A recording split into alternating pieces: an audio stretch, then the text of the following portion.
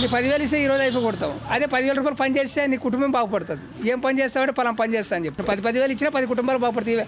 Volunteer వ్యవస్థ ఇప్పుడు కనిష్టం ఒక ఊళ్ళో 20 మంది అనుకో 5,000 ఇచ్చినా వాళ్ళు 5,000 రూపాయల కన్నా బతుంటారు కదా. నేను ఏమంటుంటానంటే ఎక్కువ శాతము యూత్ దెబ్బతినుకోకుండా చూడాలా. ఏ ప్రభుత్వం అని రండి, ఇది వచ్చినా అది వచ్చినా యూత్ ఎట్లుంటుంది అంటే ఇప్పుడు వయసు 32, 35 వచ్చిన వాళ్ళు ఉంటారు.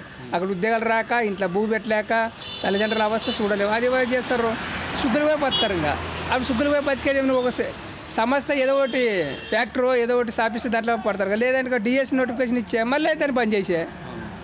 ఒక్కదాన్ని ఏదన్నా చేయాలనుకున్నప్పుడు నీ మనసులో కలిగినప్పుడు ఖచ్చితంగా దాన్ని అమలు చేయాలా.